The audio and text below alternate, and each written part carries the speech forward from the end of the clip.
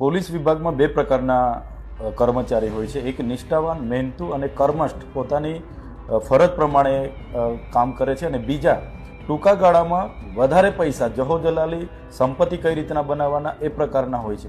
ભરૂચ જિલ્લાના 35 જેટલા સીસીટીવીના ફૂટેજ અગાઉ અમે ત્યાંના એસપી સાહેબને આપ્યા હતા, અને પોલીસ હપ્તા ઉઘરાવતી હતી અને દબાણ કરતી હતી દારૂ ગાળવા માટે, દારૂ વેચવા માટે, અને ત્યાંના લોકોએ મારી પાસે વિડીયો સહિત રજૂઆત કરી. છતાં આજે દુઃખ સાથે કહેવું પડે છે કે એ પોલીસ અધિકારીઓ પર કાર્યવાહી ન થવાના કારણે એવા લોકોને પ્રોત્સાહન મળે છે, અને એનો ભોગ આજે કવિટા ગામના કીર્તન વસાવા બન્યો છે. કહે છે કે જે લોકો ગુનાઓ સહિતની પ્રવૃત્તિ સાથે જોડાયેલા અસામાજિક લોકોની લિસ્ટ બનાવો, પણ પોલીસમાં આવી પ્રવૃત્તિઓને પ્રોત્સાહન આપવા વાળાનું લિસ્ટ, પોલીસમાં રહેલા અધિકારીઓનું પણ લિસ્ટ પોલીસે બનાવવું જોઈએ, એમના પર પણ કાર્યવાહી કરવી જોઈએ, એવી માંગ આજે અમે ગૃહમાં કરવાના છે. એવું કોઈ પણ તાલુકો, એવું કોઈ પણ ગામ નહીં હશે. વિધાનસભામાં 182 ધારાસભ્ય છે.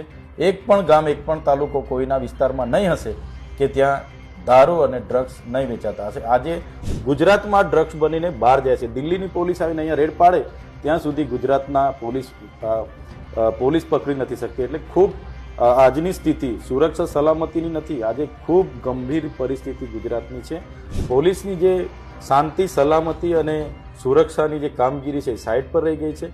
અડધું પોલીસ ડિપાર્ટમેન્ટ એ સરકારના ઇશારે એ ઇન્ક્વાયરી કરવામાં, જાસૂસી કરવામાં અને વિરોધ પક્ષના નેતાઓને પણ હેરાન પરેશાન કરવામાં પોલીસ આજે મૂકી દીધી છે. આજે પોલીસ બંદોબસ્ત હોય, વીઆઈપીઓની સુરક્ષામાં, તો આ પોલીસનું જે કામ હતું એ કામ સાઇડ પર છે, અને આજે પોલીસને કામ જ અલગ પ્રકારનું આજે ગુજરાતમાં દેખાઈ રહ્યું છે. જે લોકો તલવારો લઈને ફરે ને એને જ પાછા પોલીસ દંડાવાળી કરીને બજારમાં વરઘોડો કાઢે, તો ટોપરીઓમાં પોલીસમાં કોઈ ફેર પડતો નથી. ત્યારે આ એક ભયનો માહોલ પણ પોલીસ એક બાજુ ઊભું કરવા પ્રયાસ કરી રહી છે, એક બાજુ એમના જ પોલીસ અધિકારીઓ બુટલેગરો આવા લોકોને પ્રોત્સાહન આપે છે. એટલે ગુજરાતમાં સમજાતું નથી કે કાયદો અને વ્યવસ્થા શું થઈ ગઈ છે. સત્ય આપણે બધાએ સ્વીકારવું પડશે કે ગુજરાતમાં દારૂબંધી હોવા છતાં પોલીસની રહેમ